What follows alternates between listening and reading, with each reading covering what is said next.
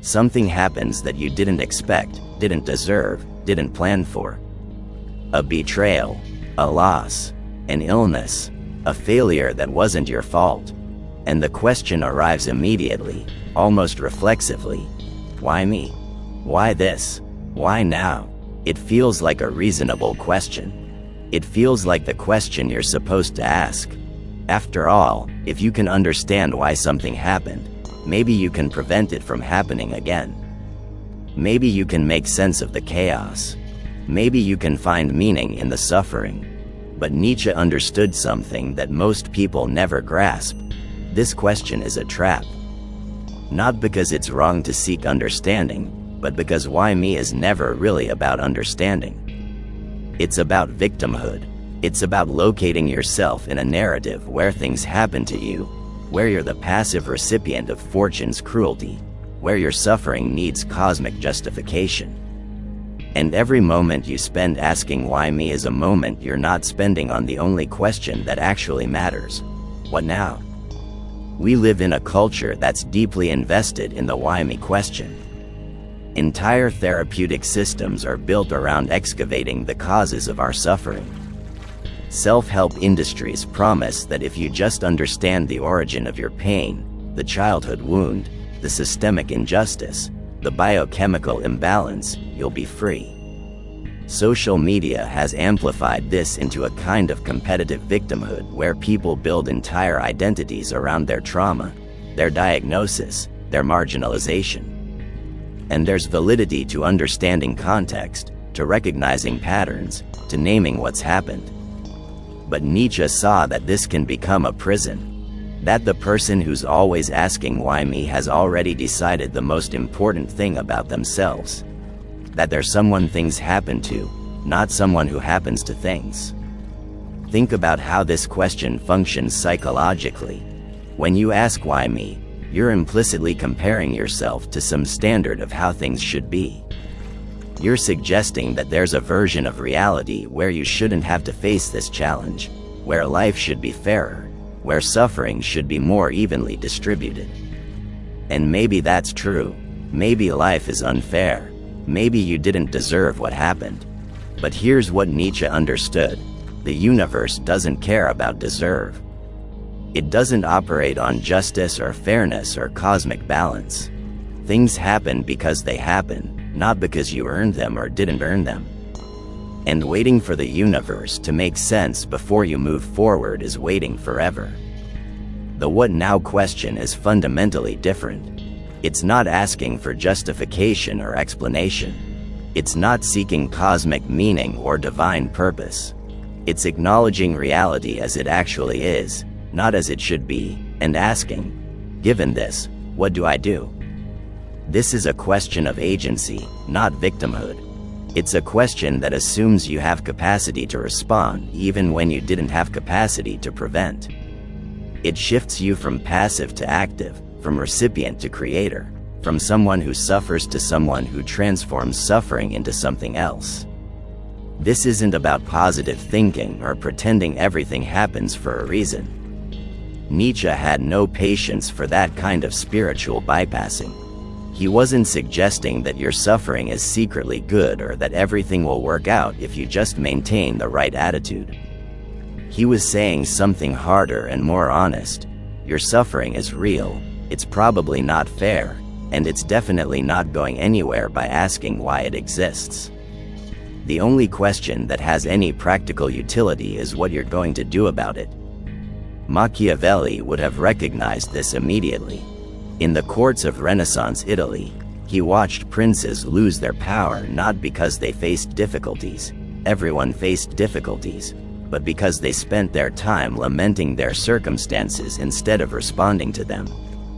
The prince who sits around asking why his allies betrayed him, why fortune turned against him, why his plans failed, that prince is finished. The prince who immediately asks what now, who can I align with, what resources do I still have, what move makes sense given the new reality, that prince survives and sometimes thrives. This applies to everything. Relationship ends. You can spend months or years asking why. Why did they leave? Why wasn't I enough? Why didn't they communicate better? Why did this happen to me? And these questions will consume you. They'll keep you stuck in the past, reliving the pain, searching for an explanation that would make it hurt less. Or you can ask, what now? What do I need to heal? What did I learn? What kind of relationship do I actually want? What's my next step? These questions move you forward.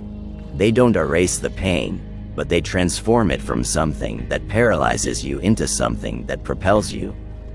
The same pattern appears in every domain: career setback, health crisis, financial loss, betrayal by someone you trusted. You can ask why until you've constructed an elaborate narrative about injustice and bad luck and cosmic cruelty. And that narrative might be accurate. Life might genuinely be unfair to you. But the narrative doesn't change your situation. It just gives you a story about your situation. And Nietzsche's challenge is brutal but clarifying. Do you want a good story or do you want a good life? Because you can't have both if the story is about how life happens to you. Jung would understand this through the lens of shadow work. The person who's always asking why me has often rejected their own agency, their own power, their own capacity to shape outcomes. They've made themselves small, made themselves victims, because victimhood is paradoxically comfortable. It absolves you of responsibility. It means you didn't fail, you were failed. It means you don't have to try again because trying didn't matter the first time. The shadow here is your power, and you've rejected it because claiming it means accepting that what happens next is partly up to you. And that's terrifying. Integration means reclaiming that agency. It means looking at whatever happened and saying, yes, this was done to me, or this happened to me, and also, I'm not powerless here. I have capacity to respond. I have choices about what this means and where I go from here. This isn't victim blaming. It's victim transcending. You're not denying that something unjust happened. You're refusing to let that injustice define the entirety of your existence. Nietzsche's concept of amor fati, love of fate, is relevant here, though often misunderstood. It's not about being happy that bad things happened. It's about accepting them so completely that you can transform them. It's about saying, this is my life, including the parts one didn't choose, including the suffering, including the injustice. And I'm going to make something from it. Not despite it, but with it. The what now question is how you practice amor fati. You stop fighting with reality about what should have happened and start working with reality about what actually happened. This is hard because our entire psychological and cultural apparatus is set up to validate the why me question. Therapy often focuses on understanding origins. Social justice work emphasizes systemic causes. Even religion offers frameworks for why suffering exists. And again, understanding context matters. Knowing that your depression has biological components or that your struggles have systemic causes is useful. But it becomes a trap when understanding becomes a substitute for action. When you're so focused on why things are the way they are that you never get to what you're going to do about it. The transformation happens when you catch yourself asking why me and consciously redirect to what now. Not as a way of suppressing emotion or denying pain, but as a way of channeling that energy toward response rather than rumination. Every time you ask why me, you're sending your attention backward into causes and explanations. Every time you ask what now, you're sending your attention forward into possibilities and actions. And attention is power. Where you consistently direct, it determines what kind of life you build. The why me question has another insidious quality. It keeps you searching for an answer that doesn't exist. Because the honest answer to why me is usually, no reason. Or if there is a reason, it's so mundane, so arbitrary, so disconnected from any sense of cosmic justice that it's useless. You got sick because biology is complex and things go wrong. You got fired because the economy shifted and you were in the wrong place at the wrong time. Your relationship ended because two people grew in different directions. These aren't satisfying answers. They don't provide the sense of meaning that the why me question is really seeking. What the question is actually asking is, how do I make sense of this? How do I integrate this suffering into a worldview where things happen for reasons I can understand? And Nietzsche's answer is challenging. You don't. You stop trying to make the universe make sense on your terms and you start making your life make sense on its own terms. You stop looking for cosmic justification and you start creating personal meaning through how you respond. This is the difference between finding meaning and creating meaning. The person asking why me is trying to find meaning, to discover it in the structure of events, to locate it in some external source. The person asking what now is creating meaning through their response. They're deciding what this experience will mean for them based on what they do with it. One approach makes you dependent on the universe cooperating with your need for coherence. The other approach makes you the author of your own significance. Machiavelli's concept of virtue is relevant here. It's often translated as virtue, but it really means something closer to capacity or effectiveness or the quality that allows you to shape outcomes. The prince with virtue doesn't ask why fortune turned against him. He asks what he can do with the resources he has left. He understands that lamenting circumstances is a luxury that leaders can't afford. This isn't coldness, it's realism. The world doesn't pause while you process your feelings about how unfair it is. But this raises an important question. Isn't this just spiritual bypassing? Isn't this just telling people to get over it and move on? And the answer is no, but the distinction is subtle. Nietzsche isn't saying don't feel your pain. He's saying don't make pain your identity. Feel it, process it, let it move through you. But don't set up permanent residence in the why me space. Don't build your entire sense of self around the story of what was done to you. There's a psychological mechanism at work here that Jung identified. When you ask why me repeatedly, you're reinforcing a particular identity. The identity of someone who has been wronged. And there are benefits to this identity. You get sympathy. You get to feel morally superior to whoever or whatever caused your suffering. You get excused from certain expectations because of your trauma or your disadvantage. These are real benefits, and they're hard to give up. But they come at an enormous cost. You remain stuck in the position of victim. The what now question threatens this identity. Because if you're asking what now, you're implicitly accepting that the story of being wronged isn't the whole story. That there's a next chapter where you're not just the person things happened to, but the person who responded in a particular way. And this is uncomfortable because it means leaving behind the benefits of victim identity and accepting the burden of agency. Nietzsche saw this pattern play out in what he called ressentiment, resentment that becomes a defining feature of one's character.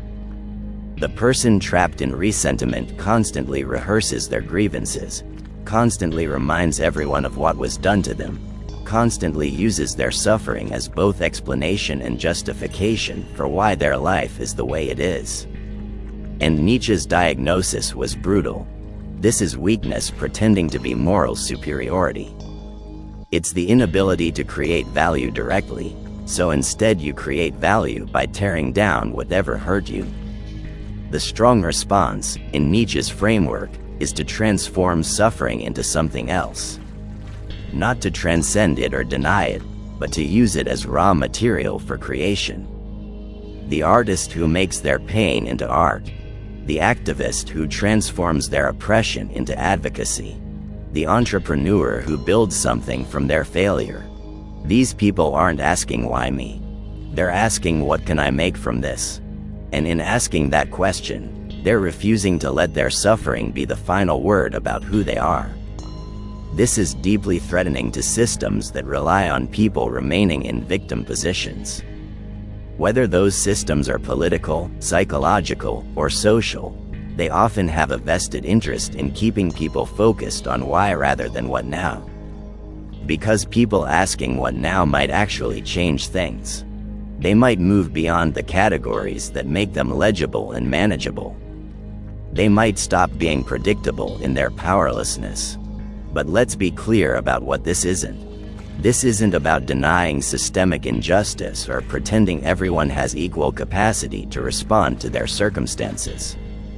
Some people face obstacles that others don't. Some suffering is caused by systems that need to be dismantled.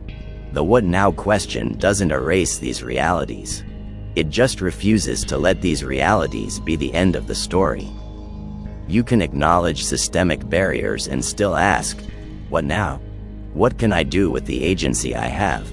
What moves are available to me even in these constraints? In fact, the what now question is more politically powerful than the why me question.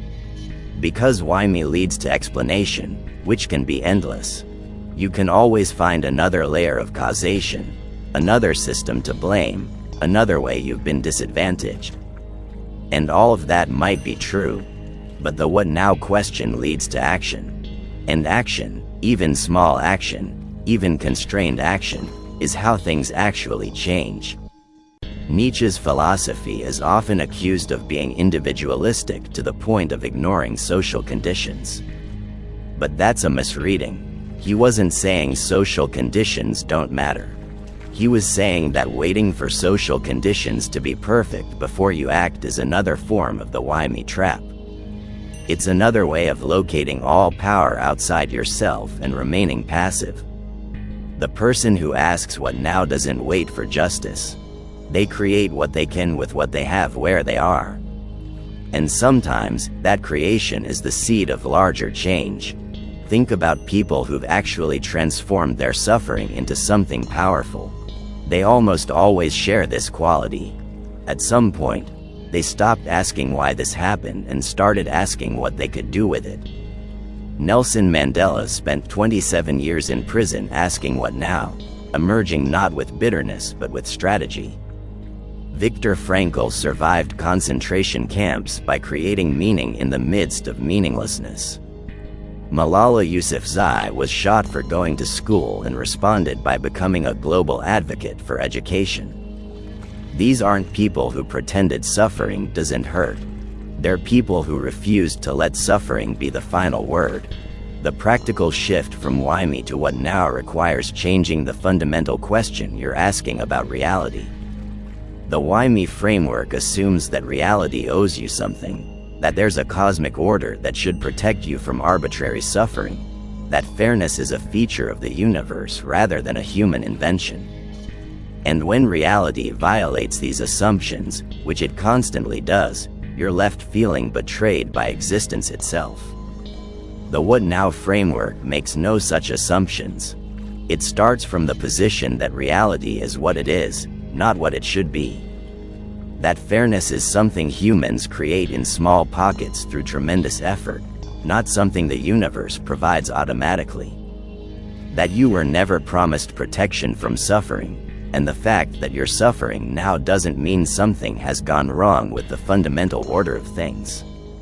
It just means you're alive, and being alive includes pain. This sounds harsh, but it's actually liberating. Because if you're not waiting for the universe to make sense or be fair, you can stop wasting energy on resentment and redirect it toward response. You can accept that yes, this shouldn't have happened, and also, it did happen, and now the only relevant question is what you do next. Jung's work on suffering emphasized this shift. He observed that people who insisted on understanding why they suffered often remained stuck in their suffering indefinitely. They couldn't move forward until they had a satisfying explanation, and satisfying explanations for deep suffering rarely exist. But people who could sit with the not knowing, who could accept that some things happen without good reasons, those people could start building their lives around the suffering rather than remaining paralyzed by it. This is the spiritual maturity that Nietzsche was pointing toward with his concept of the Übermensch. Not someone who's transcended suffering, but someone who's transformed their relationship to it. Someone who can look at arbitrary cruelty, personal loss, cosmic indifference, and say, this is reality. This is what I'm working with. What do I create from here? The Übermensch doesn't need reality to be fair. They don't need their suffering to have cosmic justification. They're content to be the source of their own values and meaning in a universe that provides neither. This requires a particular kind of courage that our culture doesn't really prepare us for. We're taught that we have a right to happiness, to fairness, to explanations when things go wrong. And these are beautiful ideals worth fighting for in social and political contexts. But psychologically, this framework leaves us vulnerable, because we've built our sense of okayness on the assumption that reality should cooperate with our needs. And when it doesn't, we're devastated not just by the suffering itself, but by the violation of our expectation that we shouldn't have to suffer this way. Nietzsche's courage is different. It's the courage to accept that reality doesn't care about your expectations. That you're going to suffer in ways you don't deserve. That bad things happen to good people with no compensating mechanism to balance it out. And given all of that, you still have to decide, what kind of life am I building? What kind of person am I becoming? What meaning am I creating through how I respond? Machiavelli's political realism connects here in interesting ways. He advised princes to understand that they're operating in a world that doesn't reward virtue automatically. Good people lose power all the time. Bad people thrive. The universe doesn't care about your moral rectitude. So the question isn't how to be good enough that the universe protects you. The question is how to be effective enough that you can protect what you value regardless of what the universe does. This isn't cynicism, it's realism. And realism is kinder than false hope because it doesn't set you up for the devastating disappointment that comes when you realize the universe isn't playing by the rules you thought governed it. The realist expects nothing from reality except reality. And when something good happens, it's a bonus. When something bad happens, it's just Tuesday. Either way, the question remains, what now? There's a specific practice that helps with this shift. When you catch yourself asking why me, pause and physically reframe the question. Say out loud or write down, okay, this happened. What now? What's one small thing I can do in response? You're not denying the why me impulse. You're acknowledging it and choosing to redirect your energy. Over time, this becomes automatic.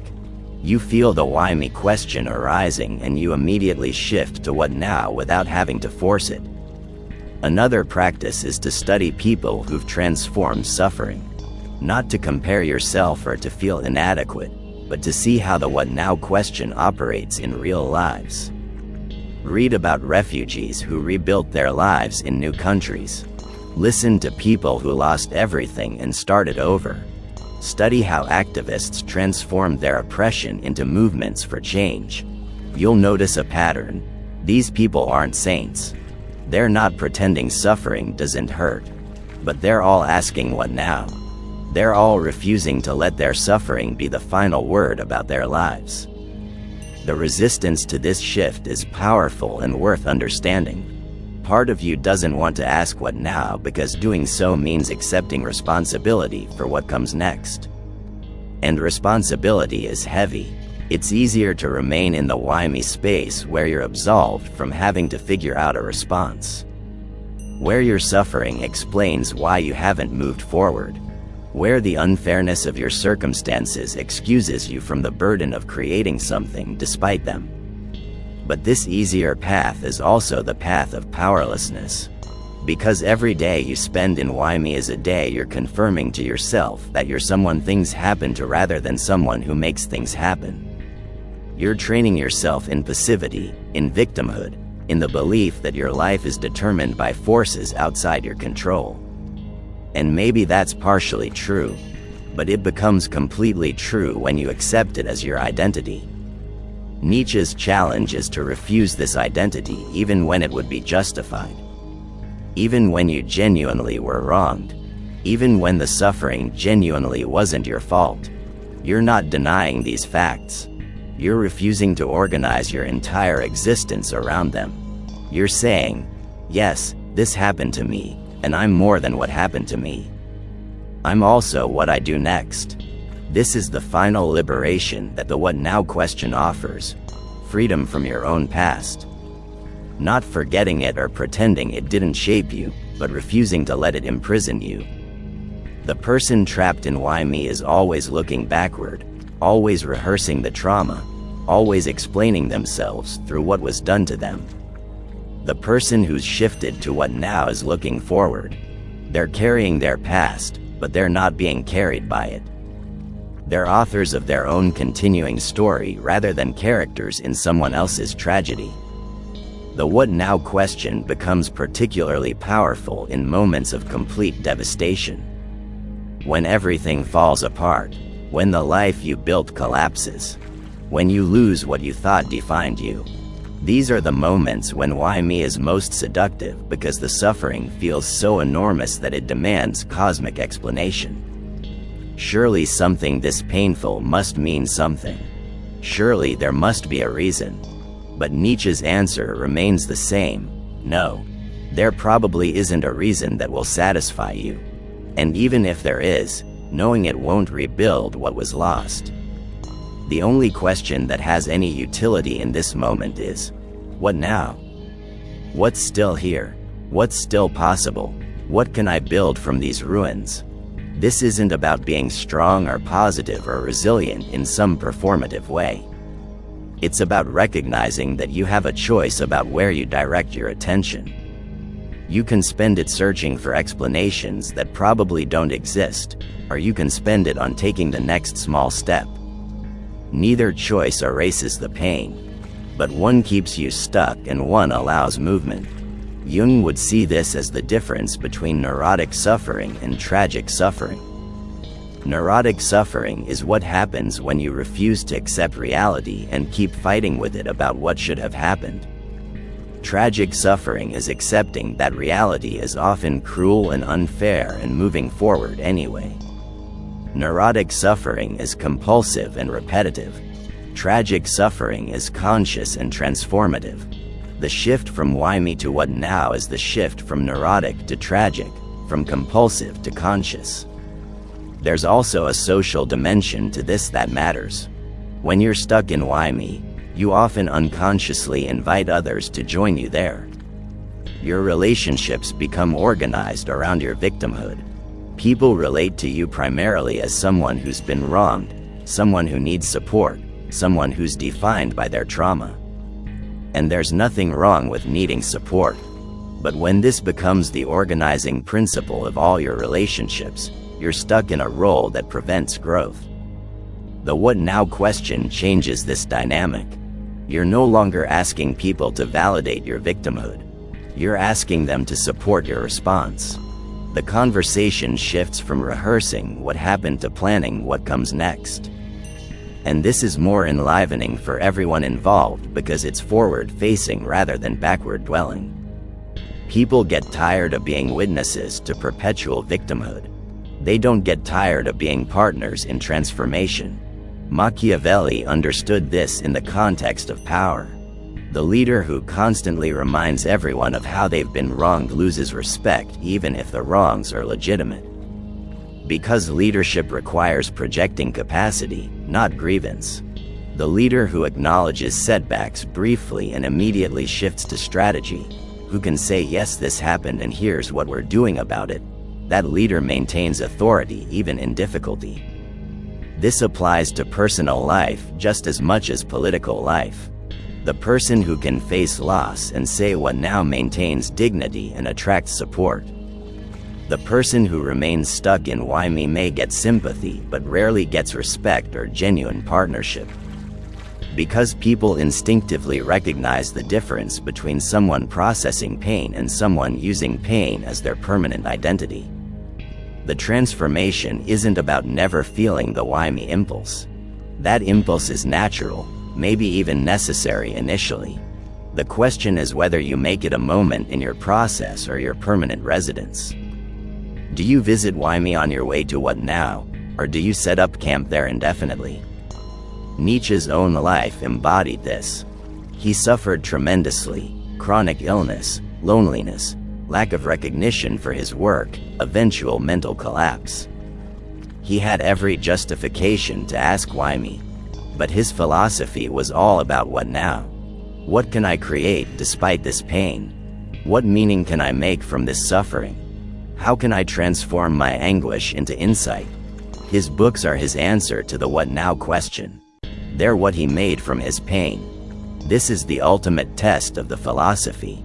Not whether it sounds good in theory, but whether you can live it when everything falls apart. When the suffering is real and deep and seemingly pointless. When you have every reason to ask why me and no one would blame you for staying there. Can you still shift to what now? Can you still ask what's possible?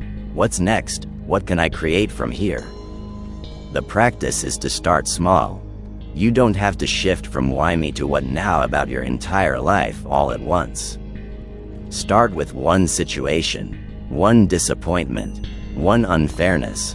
Notice yourself asking why me and gently redirect. What now? What's one small action I can take? What's one small way I can move forward? And when you've done that once, you'll know it's possible. And knowing it's possible makes it easier to do again.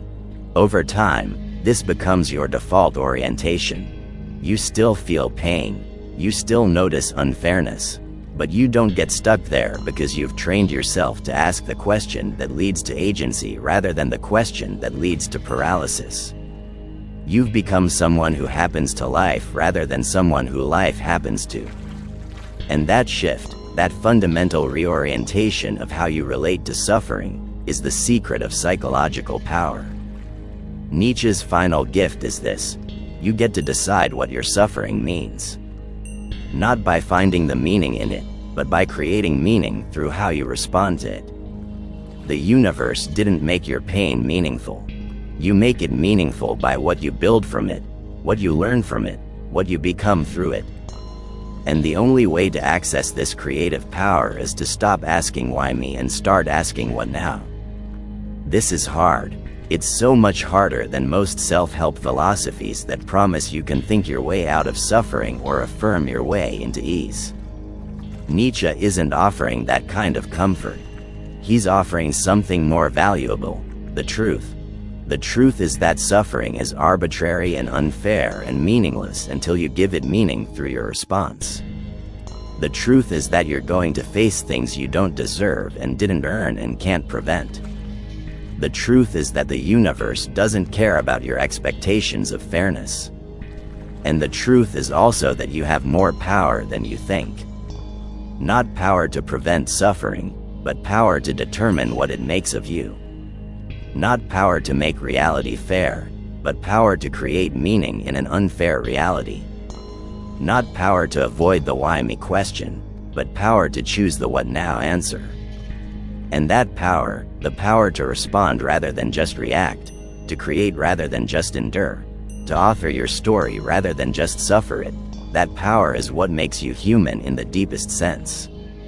If you're ready to stop asking why me and start asking what now, if you're ready to transform your suffering from something that defines you into something that refines you, subscribe. Keep evolving. Keep choosing agency over victimhood. Keep creating meaning through how you respond rather than searching for meaning in what happened. Because the moment you shift from why me to what now is the moment you stop being life's victim and start being life's author. And that shift is available to you right now, regardless of what you've been through. The question is simply, what now?